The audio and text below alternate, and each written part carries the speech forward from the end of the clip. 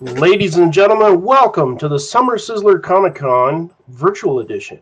I'm your host for this particular panel, Martin Bruda, and with me today is Colin Work, Mike McAdams, hello, Sharon Gauthier, Jeff Burton, and Jason Silvestri. How's everybody doing today? Awesome. Great. Doing really good. I'd like to start things off with everybody to kind of walk around and introduce yourselves. Myself personally, but 99% of viewers have no idea who I am. But I'm one of the co-hosts of the Hey Kids Comics radio show podcast, as well as a writer and reviewer for First Comics News and Sequential Magazine. Colin! I was one of the artists on The Adventures of Aurora Man in the beginning, and now I write and draw and publish my own book, Blackthorn. Who is back there? Perfect. How about you, Mike? Me, I'm Michael McAdam. I'm based in Calgary, Alberta, Canada, and I run Two Gargoyles Comics, and I've got several titles. I have Thunder, Canadian superhero. I have an LGBT superhero named Spectrum. I've got Gloaming, which is a horror comic, Twilight Detective Agency, which is a noir comic, The Magical Mr. Punch, and of course, everyone's perennial favorite weirdo, Diaper Man.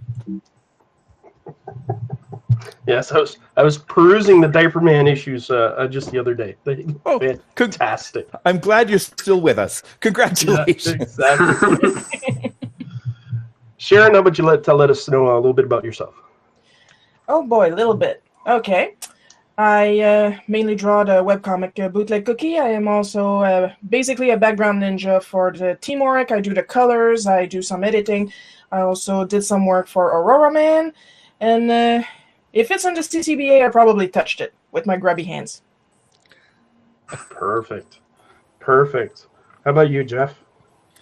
All right, I'm the creator and writer for The Adventures of Aurora Man and everything else that falls in there. So comic book, comic strip, the audio comic, the soon-to-be YouTube comic. If it says Aurora Man, it's all mine. So. And Jason? Well, I'm primarily a gag cartoonist. I work for Cartoons Magazine and Scary Monsters Magazine. I do comic books and books about Saskatchewan, and I do some single-panel gag strips for a variety of publications. I do a variety of different things. I'm all over the place. Perfect. So what we did was we posted a few questions on the internet and had some responses back. So what we've got is questions here from some of your fan base and stuff. Some of them are interesting, to say the least. So what we'll do is we'll just start off with the first one is, what inspires you to do what you're doing? You know, it's one of those cases where not very many of us are doing this as our principal job. So, you know, finding that personal time to go and do your hobby is a little bit, how should we say, a juggling of priorities and stuff. So what motivates you to keep going? Go ahead, Colin. How about you? What inspires you to keep going? Just creating in general. I've had all these ideas of stories in my head for how many decades now. And now I'm at a place where I can actually do it, and it doesn't look like total garbage, just a little bit of garbage.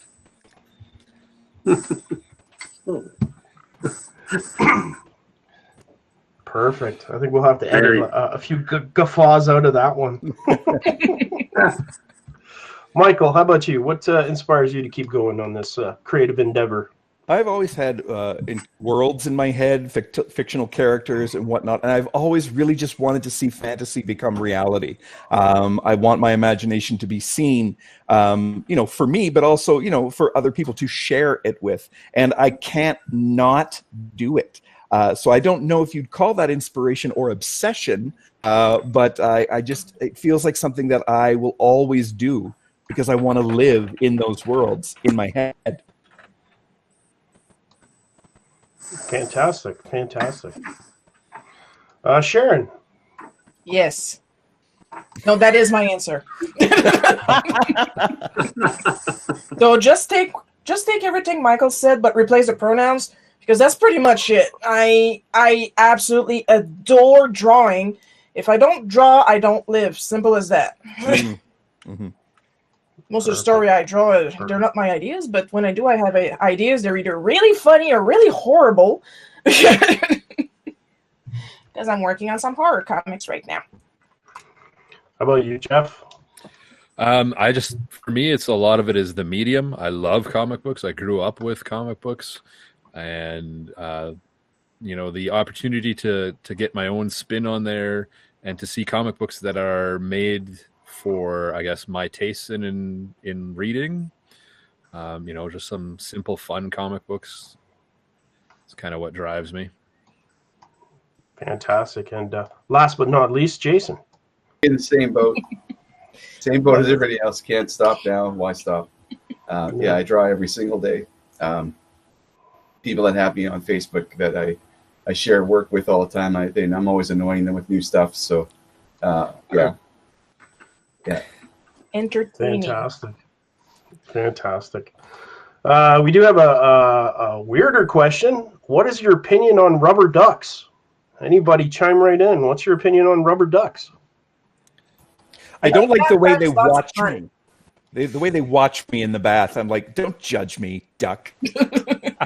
Judgy little duck. I like the fact that it's plural, so I'm just picturing Michael in this bath, but with just ducks. You can't see the water. Well, if it's just you and one other duck, it's awkward, okay? Because you're staring at each other. You're like, will they, won't they? Oh. I'm not legally allowed to answer that question. My attorney has told me that I should not speak of this, so I will listen to my attorney's advice on that one. It's a little bit funny because there's an Aquaman rubber duck in my shower at the moment. He's got the Aquaman costume on. It's quite hilarious. Double the buoyancy. Rubber ducks are all good in this house. So there you go. I have zero stance on rubber ducks. One of my characters, that's actually his logo. His logo is the rubber duck. And he actually throws duckarangs. Well, being that the name of my independent comic book studio is Sitting Duck Studios, that was at one time my logo. So I'm fine with it. So it sounds like this question wasn't quite as random as I thought it was. Now, some folks have submitted some questions to particular creators. So this one going out to Colin. This one says, I really like that the Blackthorn Adventures is a cool idea. What gave you the idea to do that in particular? It was just a bit of an experiment. I wanted to try doing a comic that was all horizontal, kind of the way Ryan Howe does with Daisy Blackwood. And it was just going to be just off the top of my head, drawing and writing as I was doing it.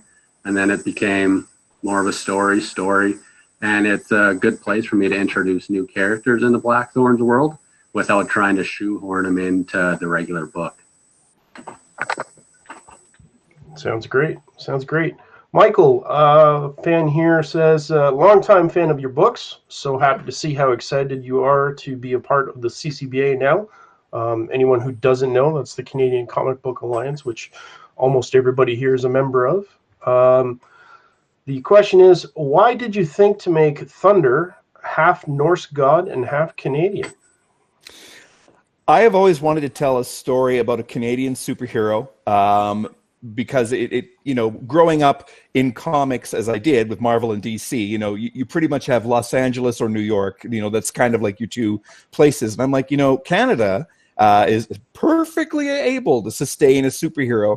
And I liked the idea of a superhero that had a Canadian flavor to him. Quite often in superhero books, you open on a fight. Like, it's just like the fight happens right away. What if there was a superhero that used politeness as a way to diffuse situations? And it just sort of spiraled upward from there.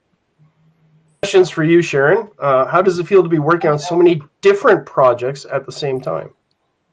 Overwhelming. Next question.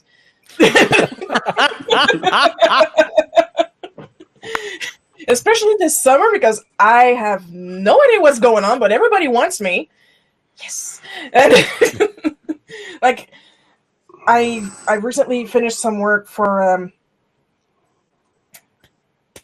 He's right there. Jeff!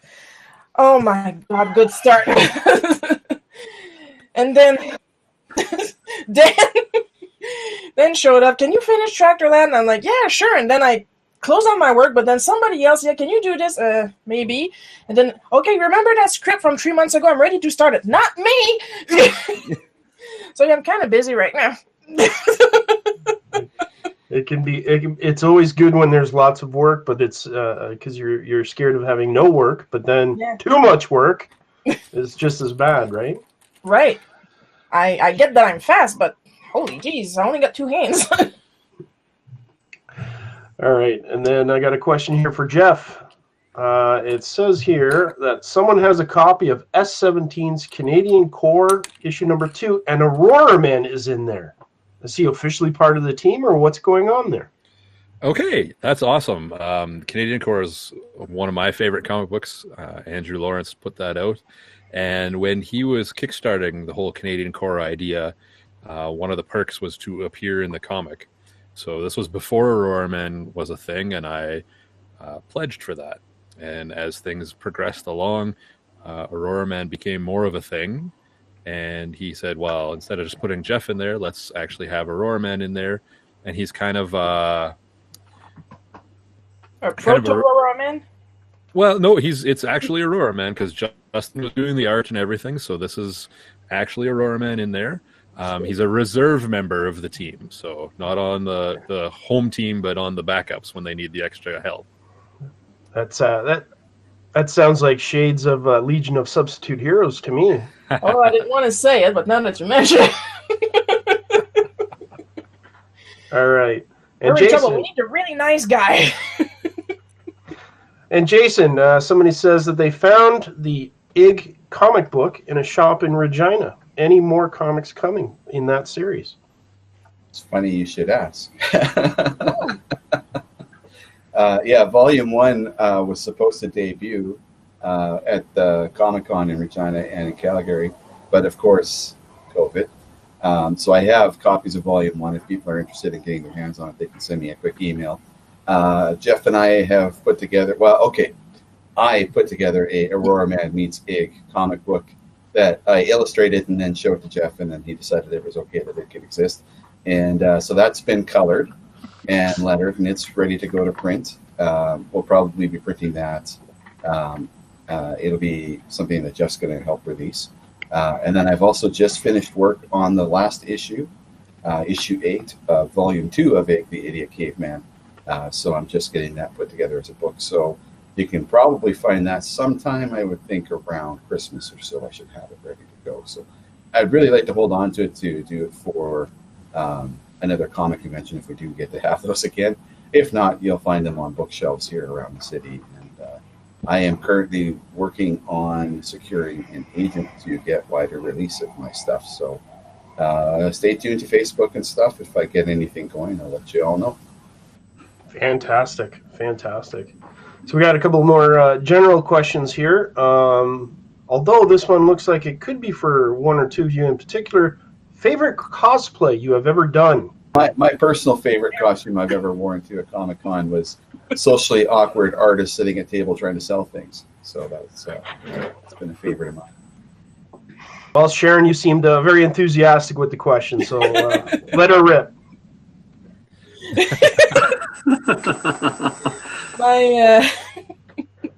My Ash cosplay when I dress up as Ash from Evil Dead. If you got 5 minutes, I can go and get the chainsaw. Made it out of cardboard, and there's a button. It's like a laundry button thingy that I put on the side. It looks really good. I was super happy, and then I went to work in it. Beautiful. Nice. And of course, you can't mention cosplay with talking to Aurora Man himself, Jeff. Mm-hmm. Well, I mean, that one's kind of a cop-out cosplay. You design a comic book character that looks like you. It kind of makes it really easy to cosplay as them. But honestly, my favorite cosplays that I've done, because I started in this whole thing as obviously a fan going to conventions, and then I kind of got into cosplay, and then I got into creating, and that's where I am now. I really loved my Starman costume, Starman being my favorite comic book character. So there's some subtle connections between Starman and Aurora Man, some just little things, I don't know. I heard the word I heard the word homage bandied about once. Oh yeah, definitely.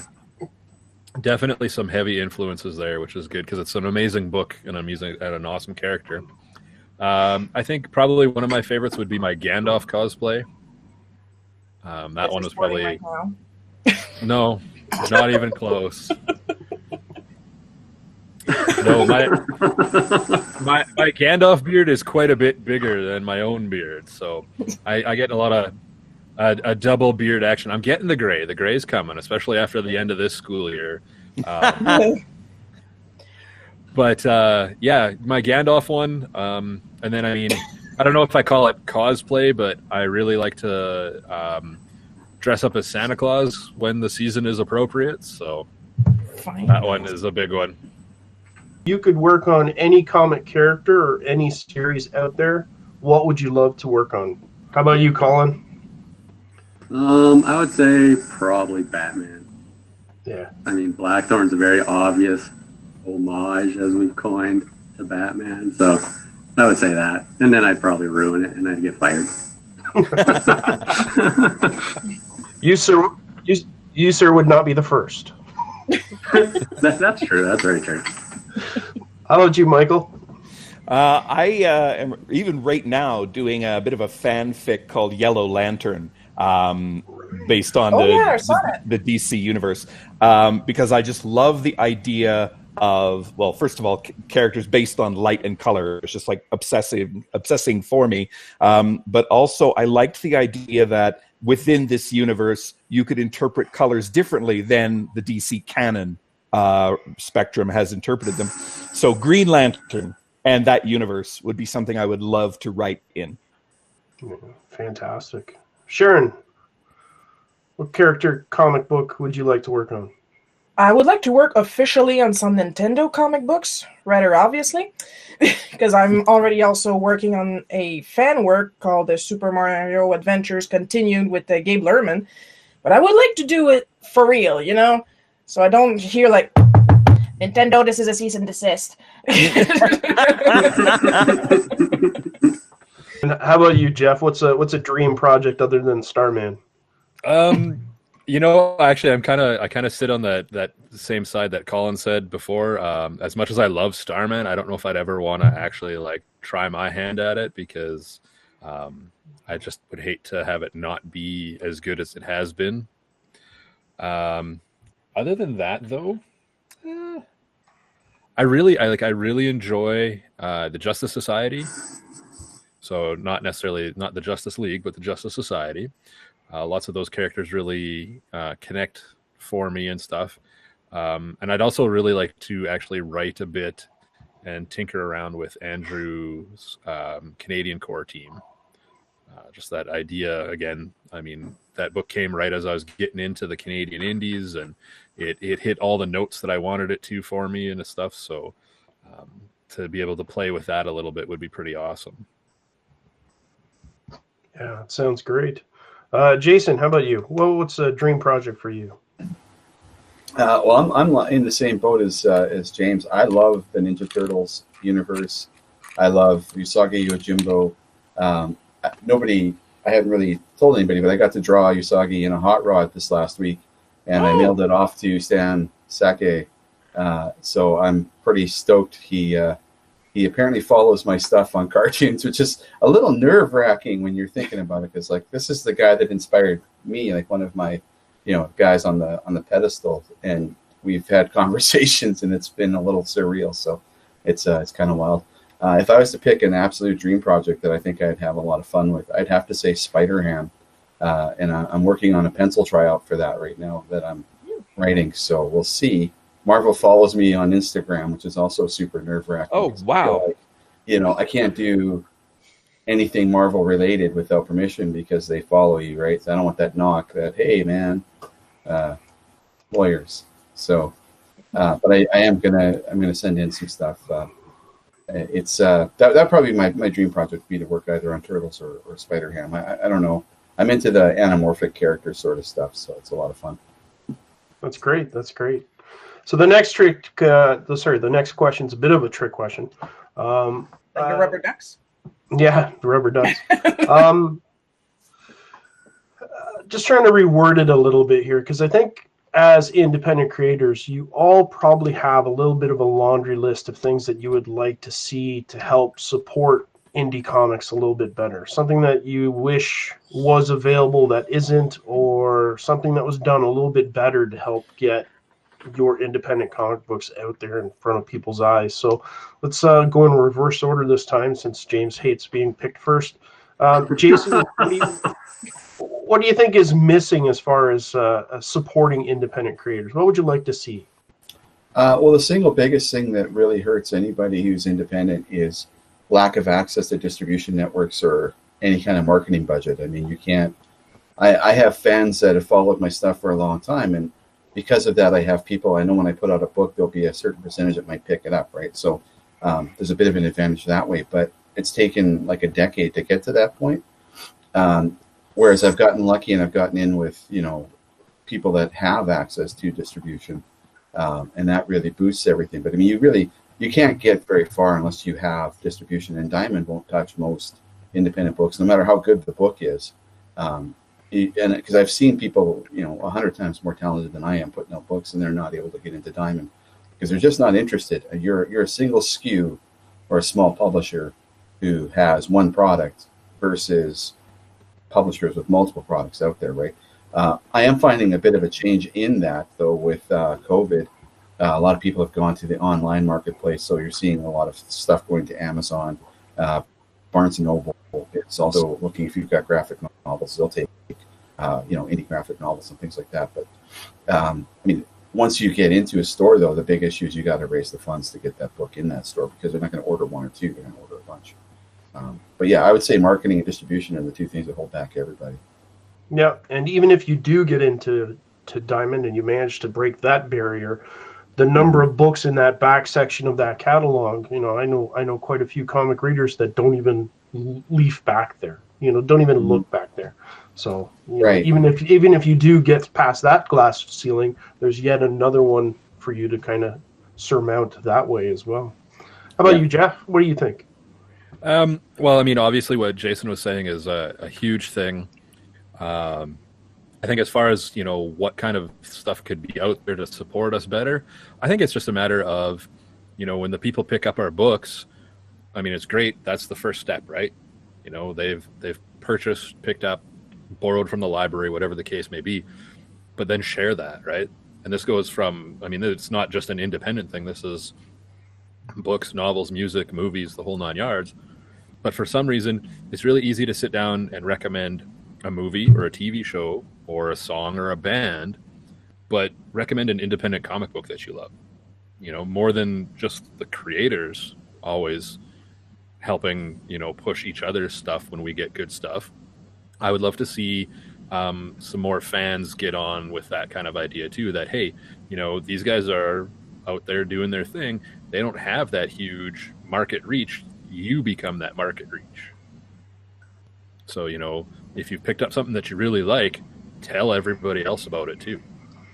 The term gets bandied about a little bit too much these days, but basically, you want your creation to go viral. You want as many people to, I told two friends and they told two friends and so on and so on and so on, until you get, as Jason said, that fan base that looks for your work on a consistent basis. Well, exactly. I mean, we look at, especially obviously right now with the whole pandemic situation, we talk about that spread for that kind of stuff. Well, we want that kind of spread when it comes to our independent comics. We want to, make that one sale, and from that one sale, they tell three other people, and two of those people pick it up, and those two people tell three other people, and then it just, grows out from there. That's what we want. Yeah.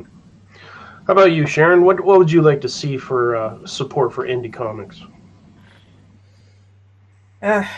There's not really much I can add to what the other two said. It's just that my situation is kind of different from everybody else's in a way because I live in Quebec. And technically, I'm not supposed to be speaking just in English right now. That's how bad it can get. And like all my comics are in English, but then I don't have the time to translate them in French. And then I live in the regions, so I struggle a lot with getting visibility and art supplies. So yeah, this would pretty much be me complaining for an hour on that subject. Sure, and complaining, what are the odds? That's amazing. How about you, Michael? You've got quite a few books published by now. What's your thoughts? Yeah, well, Jason hit it like on the head. Like the number one thing for me would be more distribution, bigger distribution, better distribution. So to add my own thing to that, I love engagement. Like, yeah, like just like Jeff said, yeah, please, if you like the book, tell others. But you know what? Tell the creator of the book. Yes, like, tell me. Part of my pitch when I sell things to people is I say, you cannot hurt my feelings. Tell me if you loved it. Tell me if you hated it. Tell me what you'd like to see more of, what you'd like to see less of. Just tell me. I'm almost crawling over the table, grabbing at people. Tell me, right? So I would love engagement on social media, face-to-face, whatever it is. Tell me what you think of my work. Yeah, exactly. And I think that everybody can agree that that's one of the wonderful things about Artist Alley at comic conventions is that face-to-face interaction with your fans and your readers, right? Absolutely. How about you, Colin? What would you like to see? I can't really add a whole lot to that because it's answered pretty well already. For me, it's a whole marketing idea. Because as someone, I write my books, I draw them, I color them, I letter them. Just having to do that marketing as well and really pushing myself out there and getting my book out there, it's one of those things that I find is probably the hardest part about making comics. It's especially when there's no shows, and like this year I wasn't going to be doing any shows at all. So to keep it out there and keep people's eyes on it, plus the constant promotion of my books, my work, and me. It's just that marketing that would be really nice to have a little extra few bucks to be able to push towards, or someone to help push that. Right, which would be the step of the distributor, right? You know, the distributor that's going to pick up your stuff and put it in their catalogs and get it out there. It's quite obvious that from the responses that is the number one thing, is getting eyes on your material and getting it out there in front of people. I mean, it seems to be the fundamental problem that, or challenge, I should say, that indie creators are facing, right? Yeah. And I can say from having had books traditionally published that when a book gets released, if you have a marketing person, job is already taken care of. All they're doing is setting up media interviews for you, and they're putting the word out, and they're putting it out in trade publications, and they know all those steps. It's really hard for somebody who draws a book to also be the person that knows all of the marketing ins and outs to get that book into people's hands across the world, right? So that's something I sort of have noticed and learned as I've muddled about and done all these different projects, is that when you have people that are trained to do specific jobs, it's way easier for you to get that visual out there. So, and that's exactly what every single small business person experiences. You know, you've got your initial idea, your initial talent, whatever it can be, but then all of a sudden you become an accountant, you become a marketer, you become, you know, a tax expert, and you know, human resources if you start with a team, and it can be a little bit overwhelming that way because that's not sort of your passion, right? So I'm sure that a carpenter feels the exact same things that you folks do as artistic creators, you know, starting a business. How about what is your favorite part of attending Summer Sizzler Con in particular? What part of the con is your favorite? Rides, mini donuts? What tickles your fancy at the show? I'm only 20 minutes away. And the mini donuts. And the mini donuts. And the mini donuts. Michael, have you made it down to Summer Sizzler Con before? No, this is the first year I've heard of it, actually. I live in Calgary, so I kind of feel like I don't have an excuse. Like I should have heard it because it's a neighboring convention. So what I'll say for this year is my favorite thing about the convention has been meeting all these great creators that attend that show. And you better believe once COVID is done, I will be attending the show in person. Absolutely. Fantastic. Sharon, did you make it out of the regions and all the way to Saskatchewan? No, I'm poor and I live in Banjo County. But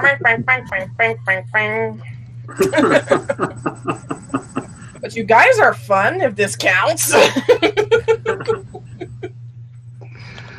Oh, gosh. Jeff, you must have a favorite part. I must have a favorite part. I love the atmosphere of it. The whole idea of the show, it's really grown from just something that was a kind of throwaway idea that I had that the city of Humboldt really liked, and then they just said, "Hey, let's put this on as like something actually bigger than what it started as." Beautiful. Yeah, the one in the tent. Yeah, that was great. Miserable August day in the tent. I made a lot of sales that day, so I'm fine with that. Yeah, but that sounds like our music. No, it's just kind of grown organically, and the fact that the community looks forward to it. Because I mean, we're a community without a comic book store, where there isn't like a huge geek culture. When I started off doing Aurora Man and stuff like that, or a huge publicly geek culture. So. Just watching it grow, to see what it has, to see people that start emailing into the show and are wondering, are we taking registrations yet? Because I want to make sure I get a spot, because spots sometimes are a little bit limited, and it doesn't feel like work for me to organize. I get to spend a Saturday hanging out with my friends in a giant garage, basically, and we talk about making comics, and that's just a blast. I'm going to also chime in here with Justin's answer.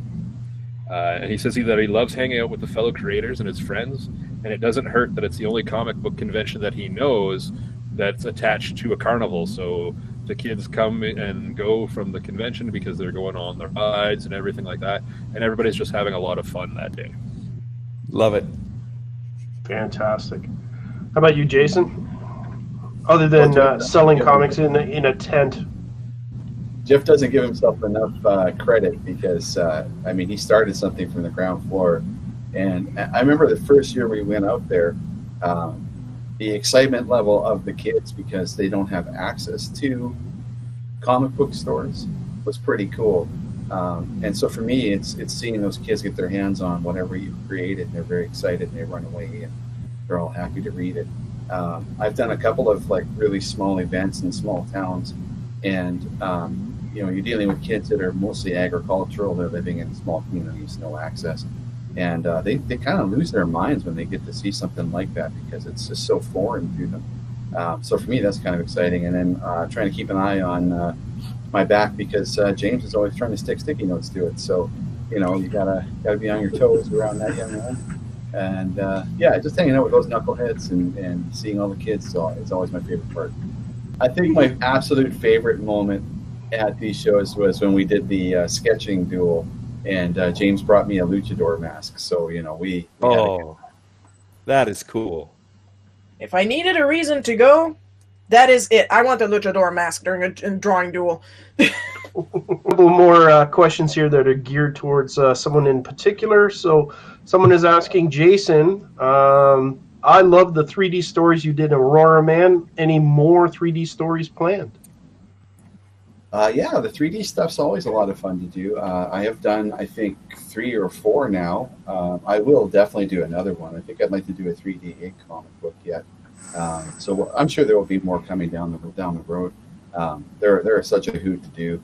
They're a lot of work, because you've got to sit there and you're trying to do the stereoscopic 3D effect on your own. So it's like moving this layer 0.01, this layer until you get the effect to happen. You got to wear the glasses. So it's a little involved, but they're a lot of fun. Like, I love seeing the reaction from the kids. Like when they put the comic book on the table and you put the glasses out and they go, "What is this?" You go, put on the glasses, and they get that look of just shock of like, whoa, what is this magic in front of you? So it's always a lot of fun. So yeah, I mean, if you're doing things for the reaction, yeah, there'll definitely be more 3D comic books. I actually was looking at the cool metallic stuff that Jeff had on his last little blast of books there. So I'm always looking for something really fun and interesting to do. So we'll definitely do more. Should be fun. Jeff, someone here is asking about the Aurora Man podcast. When's the next episode hitting? Ooh, excellent. We've got the next episode. Oh, look at that. Michael's got the book, 3D glasses in there. Yeah, I love that 3D story. That was great. Podcast, though. I have the next episode ready to go mostly. I have a couple parts that I'm just waiting for the audio to come in. The nice thing with this is every time I do an episode, I get a little bit better with the skills and stuff, so it gets a little bit faster to make and stuff. So it's just a matter of getting those last few pieces in and having the time to sit down and compile it, which is kind of nice that my schedule is getting a little bit less intense right now. So I have a little more time to sit there and work. So very soon, I'm hoping before summer is out, we should have the new episode ready to go. Sounds great. There's a follow-up question to that one, though. The person that wrote that has a little section here. How come you haven't featured Martin Bruda in your Aurora Man podcast? Gee, Well, said that. we're just waiting for the right opportunity for that to happen, be it the right character for Marty to voice or the right situation for that to come across. A question for Sharon here. Apparently in the Adventures of Aurora Man issue that featured Aurora Ronan, Yeah. Jeff has you listed as the creator of the character. So what Yes, he did. inspired you, and how did you come up with Aurora Ronan? I just like the Edo period. That's pretty much it. I just felt like drawing an Aurora Ronan, basically. Surprisingly enough, people would think I was inspired by Yuseki Yojimbo, but it's actually from Ninja Scroll, where they had like really, really, really, really good animation. But if you're under 18, don't Google that, okay? Thank you. Like, part of the element designs of Aurora Ronan is from different characters in that anime. Don't Google it. And but it's very good. That's where I have another question for the whole group, which I find really interesting. I really want to know the answer.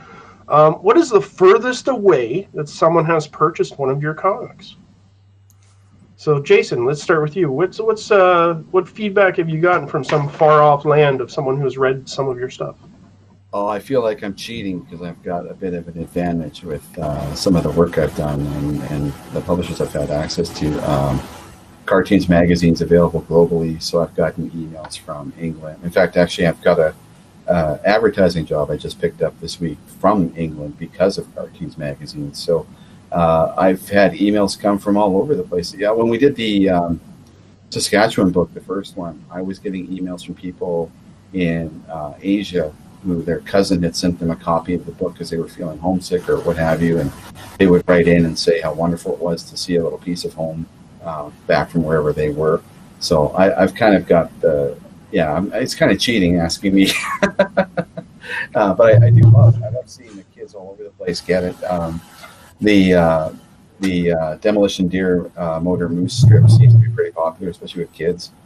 They seem to like the whole idea of animals driving hot rods. It seems to tickle their fancies. So I do love that about it. And it's a lot of fun. I'm always glad to see an email come from wherever it's coming from. So That's great. How about you, Jeff? What's the furthest someone has gotten their hands on something? I've shipped pretty much across the globe now. I've had orders for Aurora Man that have gone to Australia, to Japan, Russia, continental Europe, all around in there. It's just kind of exploded off and gone all over the place. Sounds fantastic. Sharon, how about you? Are you getting any kind of response to some of your webtoons and stuff from around the globe? Or I do get some responses. I just don't really know where they all come from. I do know I have some fans in the UK. I have one from Australia somewhere.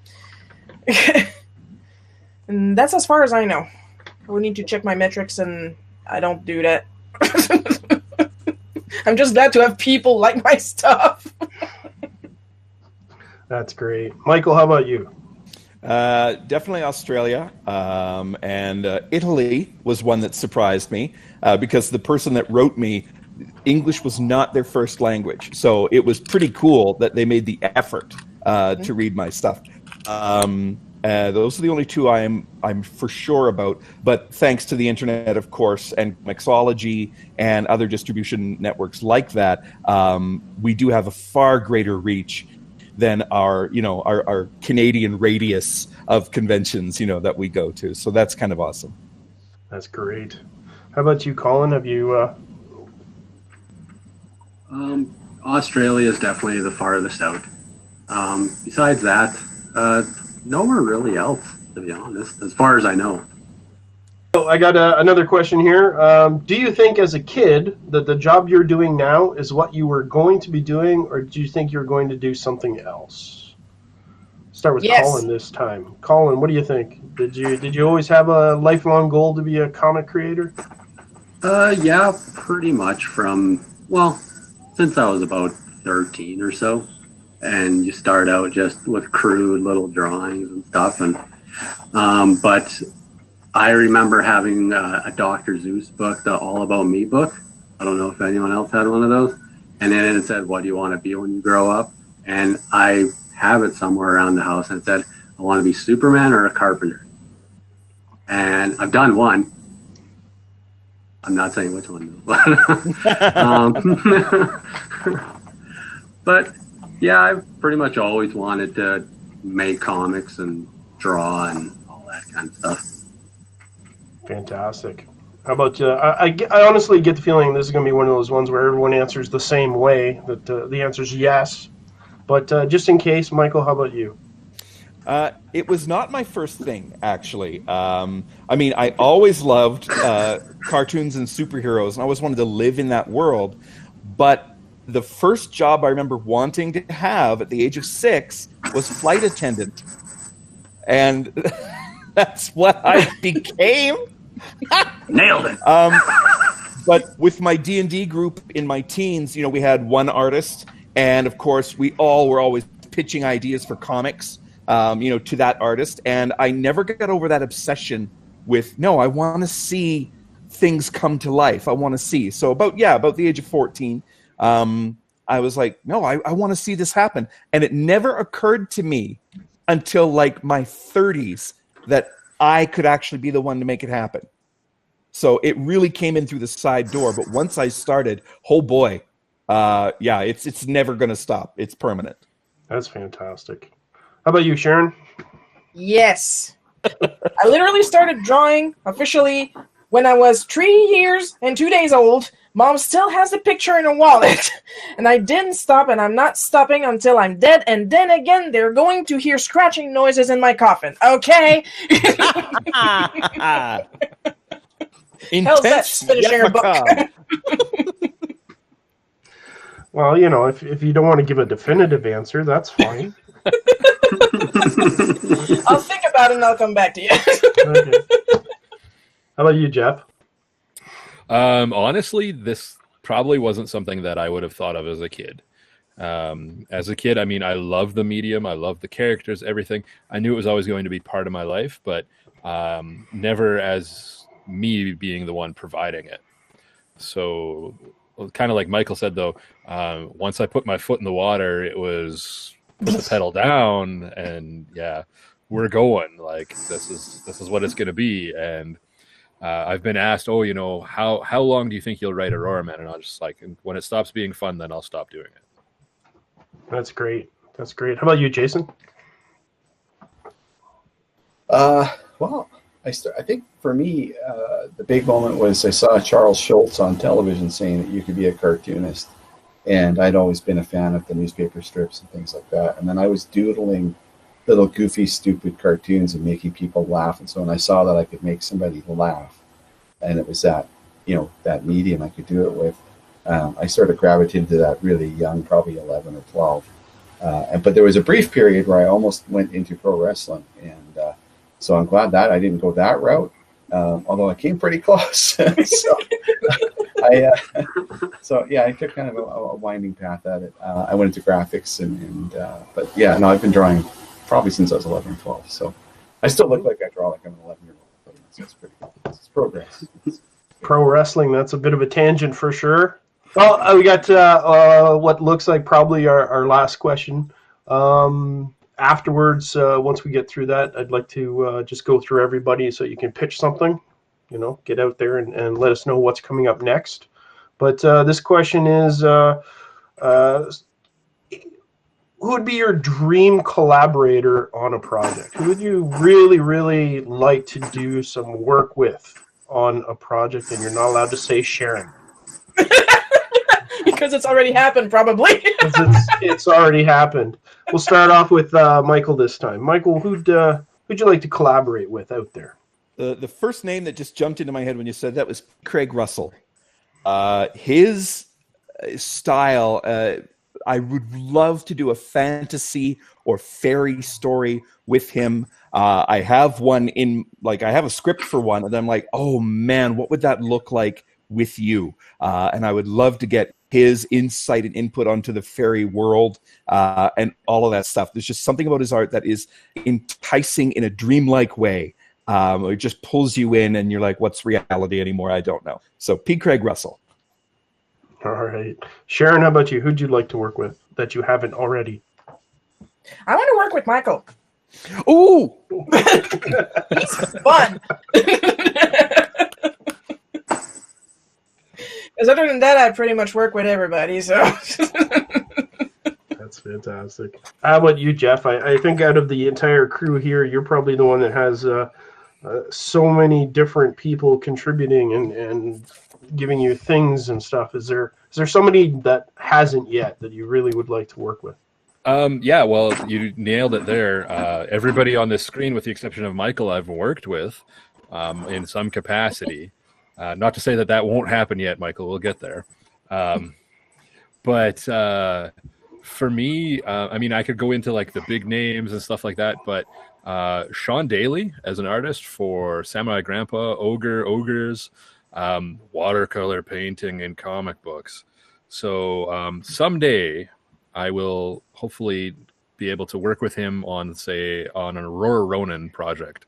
The Ronin, for me, really seems like in Sean's style of watercolor will be just phenomenal. Sharon, now you kind of get an idea where my obsession of watercolor for Ronin comes from. After buying the Samurai Grandpa Kickstarter, and then the individual issues, and then the softcover trade paperback. I mean, I just don't get tired of it. I love his work. I follow him on his social medias, and every time he puts something out, I'm just like, yep, Aurora Ronin. That's the style right there. It just, I don't know. It's something about it, the watercolor painting. So he is kind of like my pinnacle of somebody I really want to work with right now, because I've had the opportunity of working with so many amazing people already. Everybody on the screen right now. So it really is, it's hard to say, oh, who would you like to work with? It's like, nah, give me time. I'll work with them. Fantastic.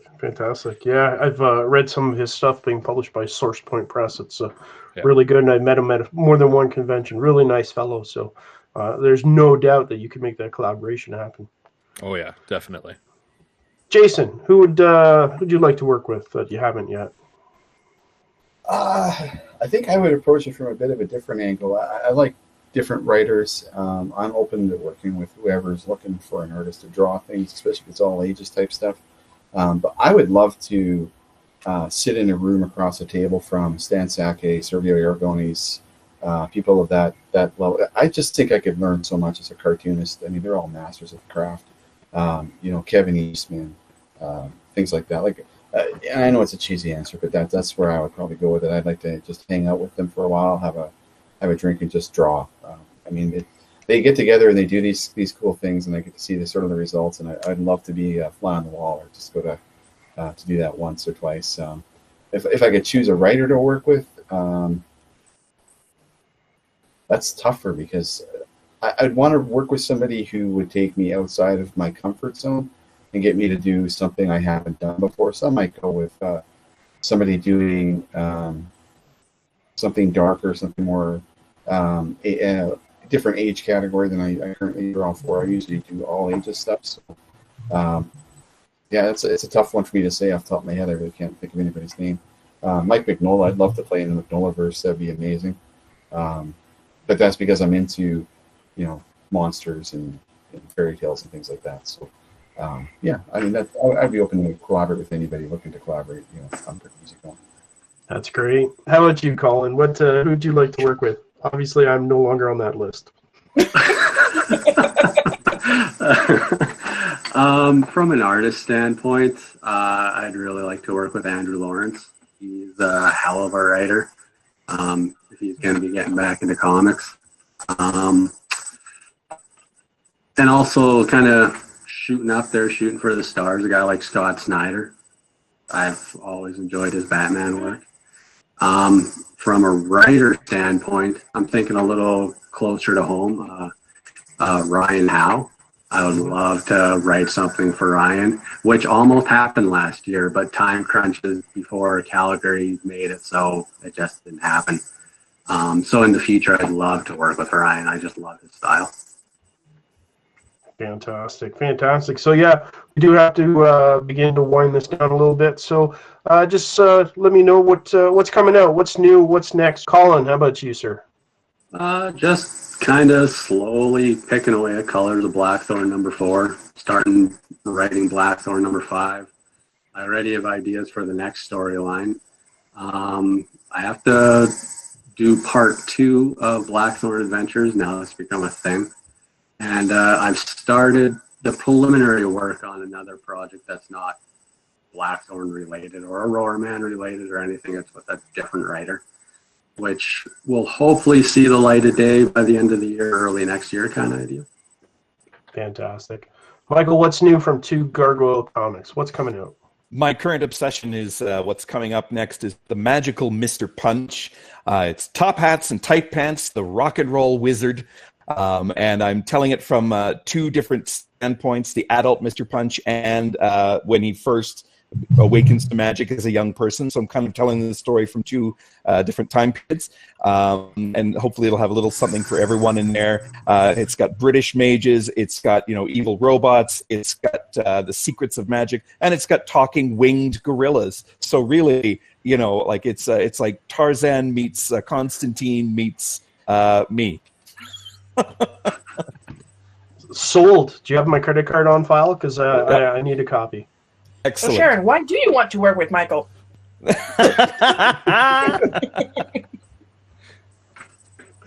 All right, Sharon. What's new? What's latest? What's coming up for you soon? Okay. I'm working on finishing Tractor Lad with Dan Collins. If all goes well, knock on wood, should be done for the fall. At the end of the summer, I should start on the next Super Mario Adventures continued with Gabe Lerman. I'm currently coloring the start of the next issue of Auric, which is Auric 6, and we're taking pre-orders right now for Legion Strike, which is very fun. And if you want to pre-order it, you have to go on the Auric Facebook page and contact Davis and Andrew. See, I barely stumbled on that. Yeah. Jeff, what's up? What's next? Okay, well, we're still plugging on issue 7 that just came out during the pandemic here, so getting copies of those and the variant covers out there. Also talking with Creative Kids about our donation to them, so we've done quite well with that, and they're very happy with us. I have the next issue, or the next episode of the podcast is lining up. I also have the YouTube comic project that has yet to be unveiled. That's also waiting very closely in the wings for its launch. Somebody said something about a website at some point in time, so that's almost ready to go. And what else? Oh, Jason and I are comic strips every 2 weeks. So next week is the next installment of the Stories from the Stew Aurora Man comic strip. And what else could I possibly do? Oh, I'm lettering issue number 8 right now, the main story for that. as Derek sends me the colored art, I'm doing the letters, and all the short stories from James and Sharon are done for the in-between parts of that book. And issue number 9, the pencil and ink work is happening now. So, or the pencils are done, the ink work is happening for issue number 9. So next year, the 5th anniversary of Aurora Man is hopefully going to have some big stuff. Sounds great. Sounds great. How about you, Jason? What's coming up? Oh boy. Let's see. Cartoons Magazine is available every 2 months. The new issue drops this Wednesday. You can find it at Walmart's, Chapters, Indigo, wherever magazines and comic books are sold. Most local comic shops carry it. You can order through Diamond as well. I'm also in Scary Monsters magazine. That next issue comes out in 2 months. It's a quarterly magazine, and it's available wherever magazines are sold, including Chapters, Indigo, and places like that. I have a new book coming out later on this summer called Hey Buddy, Do You Want to Buy an Eyeball? And it's about all the weird, wacky advertising stuff you used to be able to do with magazines and comic books. And that is coming up from an American publisher. They haven't launched it as of yet, but it will be out shortly. So that'll be all over my social media. I have a line of T-shirts coming out for cartoons from my characters for that magazine strip. So I'll be launching a website for that shortly. Jeff and I are doing the Aurora Man strips. I've got all the strips for, I think, the next year and a bit, all done and in the can. So those are going to be just releasing as they are needed. And I'm also doing a bunch of daily strips for a bunch of different publications. And I've also got a new graphic novel out, which I was not able to debut anywhere. Jason in New York City, I collected all of the original web comics that sort of started this whole journey. So it's over 200 pages. It's available through Studio Comics website. It will be coming to Amazon shortly as well. I'm working on getting the Kindle book put together. And awesome. Then I also have the next volume of Egg coming out later on this year. And finally, another book. Oh my God, Marvel published that. Will be released probably in time for the fall, coming out from another American publisher. Same guys that did the book. Oh my God, they published that, which Carson and I released last year. So it'll be another, probably 300-page book, all about the weird and wacky stuff that Marvel Comics published that is either a little too on the edge, racially, culturally, socially, and we sort of like to poke a little bit of a fun eye at that, and a little bit of parody of it as well. So I got a few things on the go. So lazy. Could you bring your game up a little? You're embarrassing. I didn't even mention the new comic book that I'm working on right now. Oh, Lord. So Jeff has already seen the covers. I'm actually working on a 21-issue comic book called Samurai War Pigs. It's in Sharon's favorite period of Japan, and it's a story about 4 brothers dealing with, the breakup of the family, dealing with loss, and dealing with the chaos of losing their entire province. So, and I'm loving everything that I've seen of it. So nice. Yeah, that sounds fantastic. For it should myself, be a lot of fun. Yeah. For myself, the Hey Kids Comics radio show is as we transition out of the radio studio and into more into this digital medium. You folks might anticipate a few invites for our Zoom recordings. It's a little hard to get to Peterborough to be in the radio station, but as we get more virtual, it's a little easier to invite folks. So anticipate some invites in your emails.